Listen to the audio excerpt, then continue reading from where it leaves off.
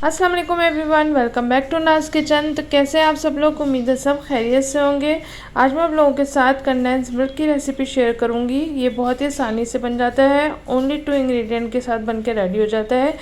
इसे हम डेज़र्ट्स में और स्वीट डिशेस के अंदर और केक के अंदर मुख्तलिफ़ चीज़ों में हम इसे यूज़ करते हैं।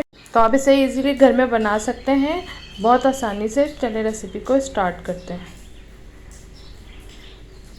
यहाँ मैंने एक नॉन स्टिक पैन ले लिया है। थोड़ा मोटा हैवी बॉटम हो तो ज़्यादा अच्छा है, और थोड़ा बड़ा पैन लीजिएगा ताकि दूध उबल के गिरे ना। और यहाँ पे मैं मेजरिंग कप से 2 कप दूध ले रही हूँ। तो मेरे पास हाफ कप है, तो मैं इसके 2 कप यहाँ पे ऐड कर दूँगी टोटल, यानी 2 कप दूध लेंगे तो आपने यहाँ पे 1 कप चीनी ऐड करनी है। और अब इसको अच्छी तरह से मिक्स कर लेंगे और बॉयल आने का वेट करेंगे। चम्मच आपने चलाते रहना है, वरना आपका कंडेंस मिल्क नीचे से जल जाएगा। तो बस बॉयल आने का वेट करते हैं। ये देखिए इसमें उबाल आ चुका है। तो अब हम इसको इसको मीडियम फ्लेम पे मैं इसको पकाती जा रही हूँ। और आपने इसको छोड़ना नहीं है, वरना इसके अंदर मलाई आ जाएगी। तो वो बिल्कुल हमें इस तरह का कंडेंस मिल्क नहीं चाहिए। तो आप इसको चला चला के और पकाएं। ये देखिए मैं इसको मुस्तकिल इसी तरह से चलाती जा रही हूँ और इसको पकाती जा रही हूँ। तो तकरीबन इसको 20 मिनट लगेंगे इस तरह आपको पकाते हुए। तो इसको मीडियम फ्लेम पे आप खड़े होकर इस तरह चलाते जाएं और पका लें। ये देखें थोड़ा सा थिक होता जा रहा है और इसका कलर भी चेंज हो रहा है। तो ये देखें ये इस तरह से हल्का सा थिकनेस इसमें आना शुरू हो गई है। तो आप इसी तरह से इसको मुस्तकिल चलाते रहें।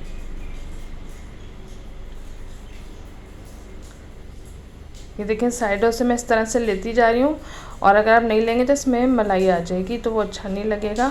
अब ये मेरे पास 1/8 टीस्पून है मेजरिंग स्पून। तो मैं इसको हाफ इसमें ऐड कर रही हूँ। ये बेकिंग सोडा है, खाने का सोडा जो होता है पकौड़ों में जो डलता है, तो ये मैं इसमें ऐड कर रही हूँ। ये डालते ही देखें कितना इसमें बबल्स से आ जाते हैं। तो आप इसको अच्छी तरह से मिक्स करें। ये बहुत लाइट वेट और बहुत क्रीमी सा टेक्सचर इसका हो जाएगा। तो इस तरह से करके आप इसको पकाएं।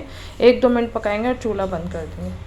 तो ये देखिए मैंने चूल्हा बंद कर दिया है और ये इस तरह का हो गया है। आपने इतना ही थिक रखना है, बहुत ज़्यादा थिक करके आप चूल्हे को बंद करेंगे तो ये बहुत गाढ़ा हो जाएगा ठंडा होके। तो हमने इस तरह से रखना है। ये देखिए मैं दिखा रही हूँ आपको, ये इसकी कंसिस्टेंसी इतनी होनी चाहिए। बहुत थिक आपने करके नहीं उतारना, वरना वो फ्रिज में रखेंगे तो गाढ़ा और मज़ीद थिक हो जाएगा, गाढ़ा हो जाएगा।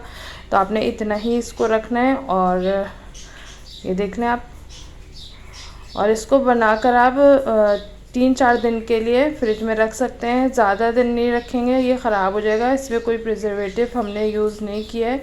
तो जब आपने कोई स्वीट डिश वगैरह बनानी हो तो आप 2-3 दिन पहले इसको बना के रख सकते हैं फ्रिज में आसानी से और यूज़ कर लें। लेकिन ये कि इसको आप ज़्यादा दिन फ्रिज में रख नहीं सकते, ख़राब हो जाएगा। ये देखें बहुत ही ज़बरदस्त सा हमारा कंडेंस मिल्क बन के रेडी हो गया है। अक्सर घर में ये होता है कि आप कोई स्वीट डिश बनाने खड़े हों और आपके पास कंडेंस मिल्क ना हो, तो बाज़ार से आपको लाने की ज़रूरत नहीं है। आप घर में इजीली 2 इंग्रेडिएंट्स के साथ ये बना सकते हैं और अपना स्वीट डिश आप रेडी कर सकते हैं। तो इस रेसिपी को स्टेप बाय स्टेप इसी तरह फॉलो करिएगा, तो इंशाल्लाह आपका कंडेंस मिल्क बिल्कुल इसी तरह से बन के रेडी होगा। तो अगर मेरी वीडियो आपको पसंद आए तो इसे लाइक करें, फैमिली फ्रेंड्स में शेयर करें, और मेरे चैनल को अभी तक आपने सब्सक्राइब नहीं किया तो मेरे चैनल को सब्सक्राइब करें और ऑल नोटिफिकेशन को क्लिक करें। इससे जब भी मैं कोई न्यू वीडियो अपलोड करूँगी तो वो सबसे पहले आपको मिलेगी। मुझे कमेंट्स करना बिल्कुल नहीं भूलिएगा, मुझे आपके कमेंट्स का इंतज़ार रहेगा। मुझे दुआओं में याद रखिएगा। नेक्स्ट वीडियो में मिलूँगी एक नई और ज़बरदस्त सी रेसिपी के साथ। Thanks for watching. अल्लाह हाफ़िज़।